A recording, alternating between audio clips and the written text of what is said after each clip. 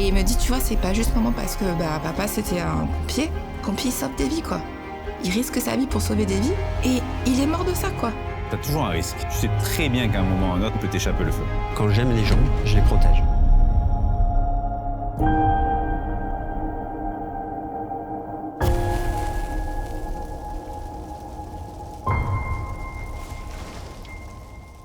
Bonjour, bienvenue à tous. Aujourd'hui, enfin, le film Consommable va sortir après beaucoup d'attentes, avec beaucoup d'impatience aussi. Avec beaucoup de patience, pas impatience, non? Ouais, beaucoup d'impatience, ouais. Ouais, beaucoup d'impatience. Ouais. Le film va être présenté sur la chaîne de Syndicat Autonome des Pompiers du 06. Je vais mettre le lien directement dans la description qui va vous ramener vers leur chaîne à eux. Mais je veux profiter de cette occasion d'avoir avec moi Julien, le président du Syndicat Autonome des Pompiers du S10 06. Qu'on va parler un peu de ce projet, un peu comment ça s'est passé. Donc, si tu veux, tu peux aller voir directement le film et après revenir un peu pour capter un peu les coulisses. J'ai quelques questions à lui demander, lui il a quelques questions à me demander et j'espère que ça va vous donner un peu plus l'envers du décor et vraiment comment ça s'est passé, des choses un peu intéressantes, que vous pouvez apprendre des choses par rapport à ça. Jus, je peux t'appeler Jus? Ouais, évidemment. Est-ce que tu peux vite fait te présenter et de nous expliquer en gros qu'est-ce qui t'a poussé à faire ce film et comment tu es arrivé à me contacter en fait par rapport à ce film? Moi, je suis Julien Pinson, je suis vice-président du syndicat autonome des pompiers des Alpes-Maritimes. Je suis avant tout pompier, donc dans la caserne de Nice-Magnan. Et comme on en est arrivé là, on a débuté une grève en février 2024 pour dénoncer le cancer dans notre profession. Et il a fallu très rapidement, on a décidé de faire prendre conscience aux gens, faire prendre conscience aux politiques et faire prendre conscience aux pompiers de la réalité de ce qui nous touchait. C'est quoi vraiment tes points clés que tu voulais transmettre dans ce film? Vraiment, si tu dois le condenser en 2 points, parce que tu avais déjà une idée dans ta tête avant que tu es venu me contacter. Oui, les points clés, c'était de dire aux gens tout simplement, alors ces gens-là vous les connaissez, pour dire aux gens aux pompiers du 06, ces gens-là vous les connaissez, ça existe plus que ce qu'on croit. Voilà, et ça c'était le point principal pour leur faire prendre conscience. Voilà. Et ensuite transmettre la difficulté, parce que finalement dans le monde des pompiers on a tous une grosse carapace et quand on est dans la maladie, dans la souffrance, on se cache en fait. Et là c'était de le mettre au grand jour. Allez, easy, première question. J'aimerais savoir comment tu as finalement abordé la réalisation de ce film. La réalisation de ce film n'était pas simple en soi, parce que le sujet était assez complexe. Heureusement que tu avais déjà des points essentiels. Et si je te rappelle, c'était la première chose que je te demandais, si on arrive à condenser ce film en plusieurs, juste en 3 lignes, qu'est-ce qu'on a envie de ressortir de ce film? De là, on peut commencer à le développer. Donc en gros, je pense qu'on a gaspillé le plus de temps, c'était en pré-prod. Ouais, on a commencé en mars. Ouais. Et le plus de temps, c'était vraiment comment on prépare ce film, comment on le ramène. Au début, on était parti sur une autre stratégie et à la fin, je l'avais changé, si tu te rappelles, dans le sens où que je t'ai dit, il faut d'abord connaître leur métier. Il faut d'abord connaître ces gens, comment eux, ils se sentent dans la vie de tous les jours, pour qu'on ait quand même quelque chose à relier avec eux. Ouais. Parce que l'humain, il va s'attacher à une valeur que lui, il ressent aussi. Ouais. Et pour après avoir le côté impactant dans le sentiment mince, comment ça peut leur arriver, il faut quand même s'attacher à un personnage. Oui. Donc on l'a construit d'une façon, d'abord on s'attache, qui ils sont, qu'est-ce qu'ils font, qu'est-ce qui les rend uniques un peu, pour qu'on puisse s'attacher à cette valeur et après boum, là on met la grosse baffe. Et du coup, cette courbe-là de stratégie a mis beaucoup de temps de mettre en place, mais surtout grâce à toi que tu avais déjà en tête qu'est-ce que tu veux en tirer de ce film. Et pour moi, je pense que c'est la chose la plus importante quand quelqu'un qui écrit ou qui a une idée dans la tête, il faut vraiment que cette idée-là va être claire parce que c'est notre point final. Et de là, tu fais marche arrière, le processus inversé. Comment tu vas amener cette histoire pour parler de ce sujet? Ouais, complètement. Pourquoi le risque cancer chez le pompier, c'est vraiment un sujet important qu'aujourd'hui les gens ils doivent être plus ouverts d'esprit là-dessus? Parce qu'en fait, on s'est rendu compte au travers beaucoup d'études internationales que les pompiers, on était plus touchés que la population moyenne, commune. Et aujourd'hui, plus jeune. Voilà, on est touché beaucoup plus jeune. Là, vous le verrez dans le film, c'est des gens jeunes quand même qui témoignent. et qui sont touchés par des cancers du fumeur ou des cancers particuliers qui ne devraient pas toucher des jeunes comme ça. Et c'est quoi qui fait la chose dangereuse en fait dans votre métier, qui augmente ce risque en fait de cancer? En fait, l'augmentation du risque cancer, c'est lié à ce qu'on côtoie, alors notamment dans les incendies, c'est les fumées. Voilà, ce qu'on côtoie au niveau des fumées. Les fumées, ça vient de tout ce qu'on a dans un appartement qui va se dégrader quand c'est soumis à la chaleur. Ça dégage beaucoup de produits toxiques. Et ces produits-là, soit on les respire, soit ça se dépose sur notre peau et en fait le toxique il passe dans notre sang. Voilà. Et aujourd'hui c'est ça le risque majeur de notre profession et c'est ça qui fait qu'on a un gros risque cancer. Et du coup tout le sujet du film il va vraiment être orienté sur cette problématique-là et comment ça se fait qu'en France en 2024 c'est pas encore quelque chose de mis en avant. C'est un peu quelque chose caché dans une boîte de Pandore et que personne ne va en parler. Et voilà le film en fait sur quoi on doit le porter. Exactement. C'est ouvrir ça à jour et le mettre devant tout le monde et se dire mince quoi, c'est là et venez on fait un truc. C'est ça, exactement. Il y a d'autres pays européens, nord-américains, il y a beaucoup d'autres pays qui ont pris ce problème-là très vite, très tôt, qui aujourd'hui ont pris beaucoup de mesures pour protéger les pompiers, pour les dépister ou pour reconnaître leur maladie professionnelle. Et ça en France aujourd'hui, comme tu l'as dit, on met ça sous le tapis. On fait ça discrètement, il y a des études qui sortent, on ne les publie pas, on dit qu'elles ne sont pas bonnes et aujourd'hui le pompier français c'est le même que le pompier belge, c'est le même que le pompier américain, ils côtoient les mêmes feux, les mêmes fumées. Izzy, est-ce que toi pendant ce tournage, toi ou ton équipe, vous avez rencontré des difficultés ou des choses surprenantes durant ce film? Oui, beaucoup. Oui, beaucoup. Je savais que ce projet ne va pas être simple. On le savait depuis le début. En gros, il y avait Robin qui travaillait avec moi à ce moment-là dans l'écriture et tout le processus. Et on s'est dit de base, ok, le sujet est costaud, le délai est costaud. J'ai pas honte de le dire, c'est ma première fois que je fais un projet pareil à cette échelle-là en soi, un 50 minutes. Moi, je le regarde en temps, donc on est en 40 minutes. Ouais. Et c'est vrai qu'un 40 minutes, j'ai jamais fait. Donc tu as vu un ébranlable, c'était 12 minutes. Et du coup, quand tu fais un projet pareil, tu as au fur et à mesure des contraintes, ça c'est sûr et certain. Budget, que lui, on va parler vraiment budget d'abord, parce que lui il va enchaîner tout le reste. Le budget va nous détailler combien de jours de tournage, quelle équipe on peut ramener. Donc ça c'était la grosse problématique, mais je pense que en pré-prod, comme j'arrête pas de dire sur ma chaîne, plus on va travailler avant, en préparation de la chose, plus ça va nous coûter moins cher. Parce qu'on arrive à économiser du temps, on arrive à être efficace. Et honnêtement, si toi tu n'étais pas là, dans la façon que tu es pas dans le milieu du tout, mais mec, tu t'es comporté comme un régisseur, mais un planifieur, planificateur. Ouais. Planificateur, régisseur, tu étais vraiment la prod exécutif sans que tu le saches comment, mais tu as fait un travail exceptionnel et tu as charbonné derrière pour...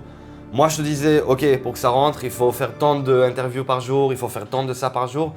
Et toi, tu as carburé derrière pour réussir à tout caler, à tout rentrer. Franchement, dans un niveau, je dis toujours, j'espère que tous mes clients vont être comme toi, dans la façon, l'efficace que tu es. Donc ça, c'était une grosse difficulté. Après, une fois que ça roule, franchement, la post-prod, elle est costaud, mais... le montage est déjà fait en pré-prod. Ouais.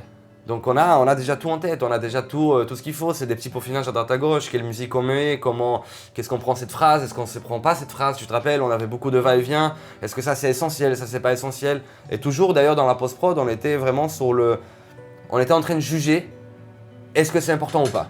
C'est pas important, ça dégage, même si on a des ressentis. Ouais. Même si on se dit mince, mais eux ils n'ont pas assez parlé, lui il a pas assez parlé. Ouais. Mais on est toujours essayé d'être le plus outside du projet avec un regard extérieur et se dire ça ramène à la cause ou pas. Ça ramène pas, ok, ça dégage. Même si on a des sentiments. Et je trouve ça c'est très dur dans le montage. Parce que tu es là, tu as travaillé avec eux, tu les as pris et tu veux dire mince mais je veux mettre lui plus, lui moins, tu vois, tous ces détails là. Mais il faut être toujours en arrière-plan à se dire rappelle-toi de ma cause. Qu'est-ce qui est essentiel? Est-ce que ça sert la cause? Est-ce que ça sert la cause? Et même pour toi, c'était dur. Il y avait des moments, c'était dur. Moi, je t'avais dit, moi, tous ceux qui acceptent de témoigner, je veux qu'ils y soient. Et pour le coup, ils y sont tous. Et tu as réussi à tirer de leur personnalité et de leurs propos tout ce qu'il faut pour que ça fasse l'histoire. Et en plus, moi, je les reconnais, je les connais, et je les reconnais dans leurs propos. Ils ont tous parlé quasiment 1 heure aussi. Oui. Donc en soi, ça fait un montage de 8 heures si on garde tout. C'est ça. Donc oui, il y Il y a eu avait... un travail de malade pour descendre. Tu te rappelles qu'au départ, on partait sur 15-20 minutes. Hein. Ouais, je t'ai dit, c'est impossible. Oui. Donc non, beaucoup de travail en post-prod pour arriver à se dire ça, c'est essentiel. Je trouve qu'on a fait un bon boulot au final.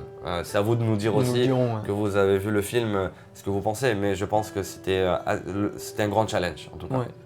Pour moi, c'est une première que je fais un truc un peu polémique en termes de réalisation. Est-ce que tu penses qu'il y avait...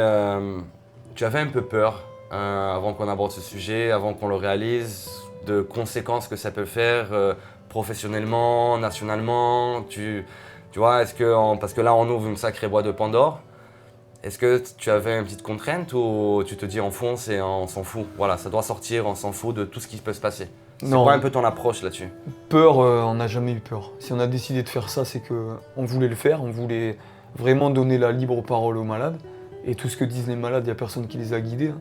Ils ont dit ce qu'ils avaient à dire et on comptait rien censurer. Donc peur non. Et justement, le but c'était vraiment d'aller au fond des choses pour que en fait ils puissent pas reculer. Aujourd'hui, j'espère que tous ce soir ils vont regarder ces gens-là dans les yeux et qu'ils vont être capables de leur dire que en fait c'est pas important et qu'il n'y a rien à faire. Voilà. S'ils sont capables de leur dire ça, alors ils peuvent se regarder dans le miroir. Je suis d'accord avec toi. Est-ce que tu penses qu'on a réussi dans notre mission à livrer ces émotions après tellement beaucoup de taf? Honnêtement, je pense pas, j'en suis sûr. Ouais. J'en suis sûr parce que pour l'avoir regardé avec toi, je ne sais combien de fois, il a fallu plusieurs fois avant d'arrêter de pleurer à certains moments, alors que les histoires, je les connais par cœur. Donc je pense que ça devrait toucher du monde. Alors, comme tu sais, une grosse partie de notre audience, c'est des gens aussi dans le filmmaking, dans tout ce qui est un peu la production de vidéos et tout ça, de mon audience en tout cas. Et je voulais savoir de ton côté à toi, est-ce que tu as une petite anecdote à leur raconter pendant ce tournage? Quelque chose que toi, tu es un peu novice, tu es syndicat et du coup, tu t'embarques dans un monde de réalisation avec plein de contraintes, plein de choses. Qu'est-ce que tu as, quelque chose de différent que tu as à nous raconter qui s'est passé dans ce tournage? Oui, alors novice complètement, puisque tu le sais, hein, au début on a commencé à se pencher sur le projet. Il y avait un problème de moyens, il y a un problème de méconnaissance du milieu, donc on était même parti au départ pour se dire on fait des montages avec une caméra, un téléphone. Avec un iPhone les gars. Avec un iPhone, un Movie Maker, un truc comme ça, on coupe, on met des sous-titres, voilà. Et ça marchera. Et déjà à notre premier contact, tu m'as ouvert les yeux là-dessus. Déjà parce que j'avais vu Inébranlable et qu'effectivement ça allait au-delà de ça. Et puis très rapidement, ce qui a été très confortable, c'est que tu as été sincère, du début à la fin. Et surtout tu as su installer les gens dans le bon contexte à chaque fois. Créer ce lien de confiance, moi me faire comprendre ce que c'est vraiment ton travail. Comme toi, tu as découvert le mien, moi j'ai découvert le tien, et du coup c'est très bien pour faire passer les messages. Mais c'est vrai que c'est un point qu'on ne parle pas souvent, c'est un peu l'approche client, relationnel client avec... et beaucoup de fois, on va pas se mentir, j'ai des clients qui viennent vers moi, qui ne sont pas professionnels dans ce milieu-là. Ils sont professionnels dans leur milieu, bien sûr, mais pas dans ce milieu-là. Et c'est vrai que ça, c'est des petits conseils qu'on ne dit pas souvent, que c'est un peu caché et que je pense que c'est des fois même plus important de l'aspect technique de comment on va filmer. Tu peux être un vidéaste peut-être un peu moins technicien, mais c'est cette collaboration entre le client et nous, la boîte de prod. Comment arriver à une attente et comment aussi comprendre que le client en face de nous, c'est pas quelqu'un qui est du milieu, mais il y a des choses essentielles. En même temps, on les forme, on vous forme au fur et à mesure, tu vois. Oui. Pour toi, ce processus-là, c'est quoi les choses clés pour travailler avec une boîte de prod ou avec un réal ou avec un... Qu'est-ce que tu peux donner comme conseil à notre audience qui vous disent les gars, si vous avez un client qui est novice dans ce milieu, qu'on vous contacte pour un projet, faites ça, ça et ça. Est-ce que tu as 2-3 petits conseils pour nous donner? Moi, ce que j'ai, alors des conseils, j'ai peut-être pas encore assez d'expertise, mais par contre, ce que j'ai apprécié depuis le début, ça a été une très bonne communication dès le début. Il n'y a pas eu de tabou entre nous d'entrée, que ce soit sur l'aspect technique, sur l'aspect financier, sur l'aspect scénario. Enfin, tu m'as expliqué ton travail de A à Z dès le départ.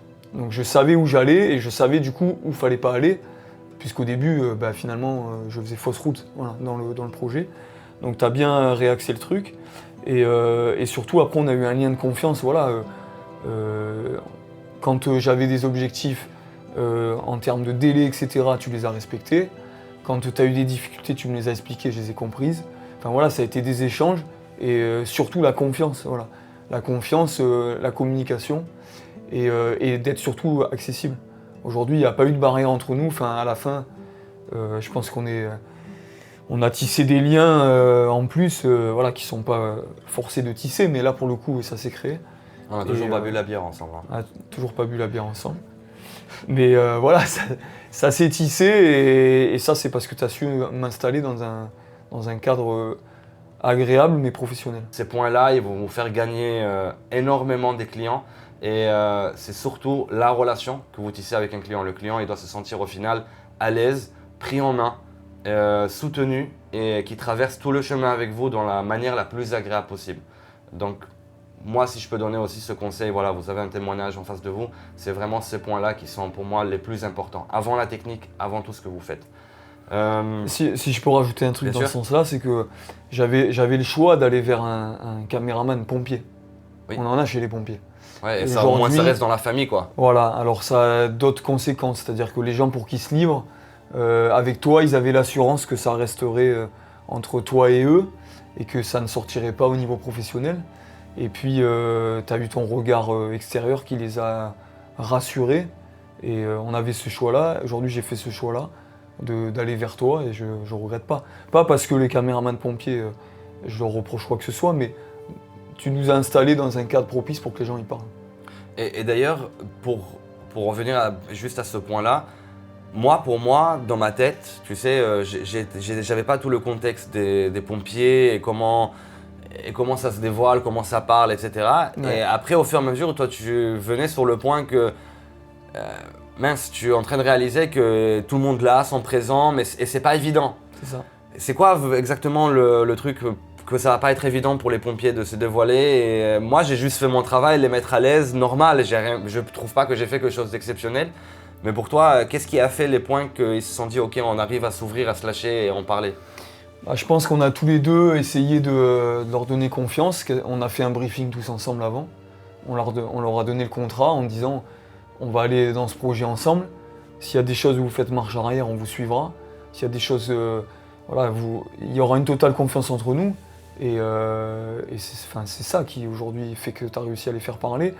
Et dans les pompiers, il y a un peu ce côté, même beaucoup, ce côté égo, fierté, force.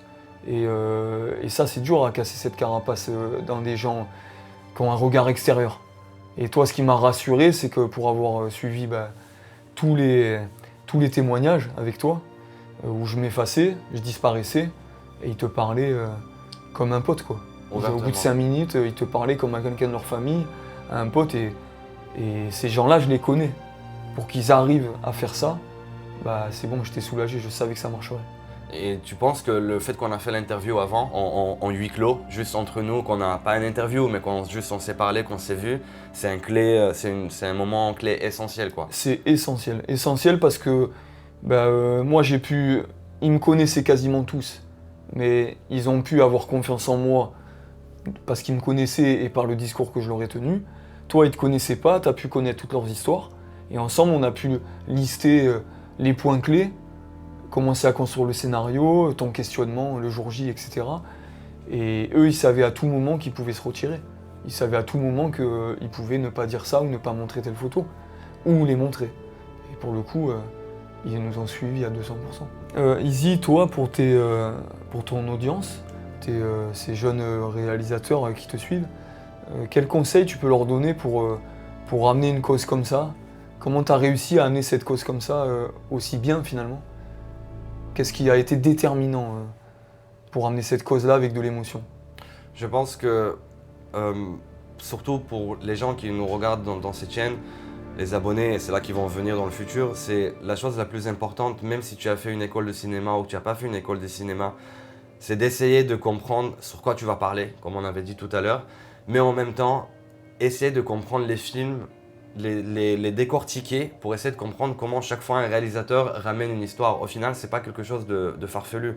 Une histoire, elle doit te ramener d'un point A à un point B. Et moi, je travaille beaucoup avec les émotions. Donc il y a des autres réalisateurs qui vont travailler avec un autre facteur. Personnellement, je suis un, on va dire en anglais, sucker pour tout ce qui est émotion. J'adore l'émotion et je veux regarder quelque chose qui me fait vibrer et qui me donne la chair de poule. Et c'est mon première chose que je réfléchis avant d'aborder un projet. Elle est où l'émotion et comment je veux la ramener. Et au final, quand on le construit, donc pareil, on a toute une courbe qu'on essaie de savoir. Ok, on a une histoire, elle commence qui nous sommes, après qu'est-ce qu'ils font, leur passion, après et à chaque moment, dans chaque, si on les coupe en scène, au final, à chaque moment, on essaie de ramener une clé d'émotion jusqu'à le climax final et après arriver à une conclusion. Donc à travers des films que je regarde et à travers des autres vidéos YouTube que je regarde, des autres personnes qui sont talentueux plus que moi, j'essaie d'apprendre. Donc moi, si je peux donner un conseil à notre audience, c'est de 1, n'arrêtez pas d'apprendre. Toujours à apprendre. 2, il ne faut pas se décourager. Et 3, faites des projets. C'est en se cassant la gueule qu'on fait mieux après. Mais surtout, mettez-vous en question et essayez de faire toujours mieux la prochaine fois. Je suis sûr que si je regarde cette vidéo dans 10 ans, je vais me dire merde, il y a 1 million de chances qu'on pouvait faire mieux, tu vois. Ou même dans 1 an quand on le regarde. C'est possible.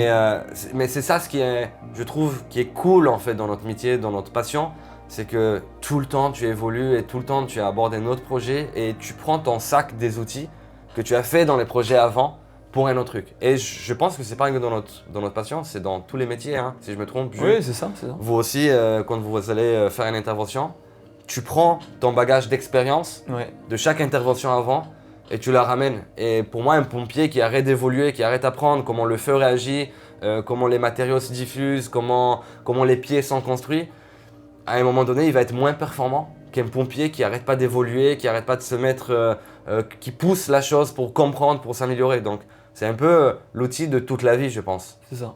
Donc, ça, c'est mon point que si vous devez prendre quelque chose de ce film, ça serait plus ça.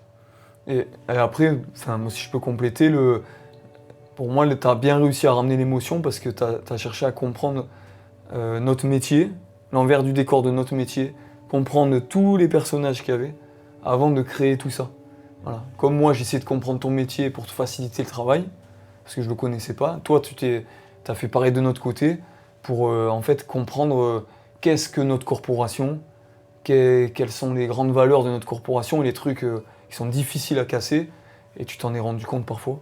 Et je pense que c'est ce qui t'a aidé aussi à amener l'émotion. Ça m'a beaucoup aidé, certes, et j'aurais même aimé, je l'avais dit, si on avait un peu plus du temps et du budget, c'est vraiment de vivre avec vous pendant une semaine, quelques jours, dormir avec vous, partir avec vous en intervention, vraiment incarner un peu le métier de pompier.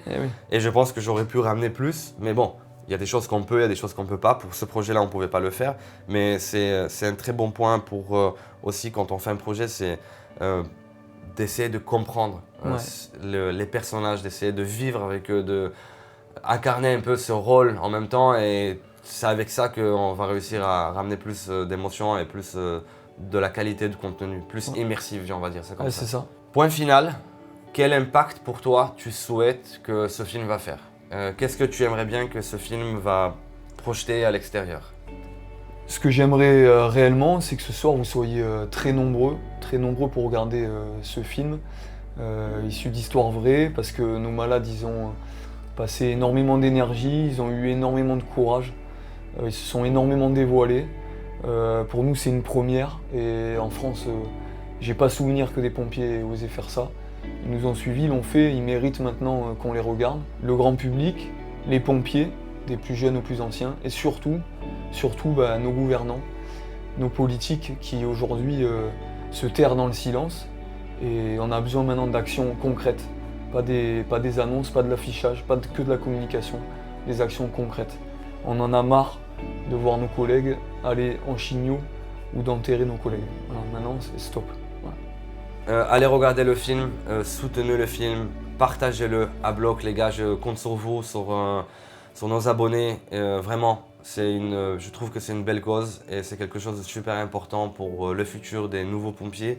Donc allez soutenir, regardez, partagez, commentez, mettez la cloche pour une autre vidéo et on se dit à très vite sur Adens TV. Ciao les gars. Merci mon jeu. Merci à toi. Bon, c'est cool. Ouais, c'est bien.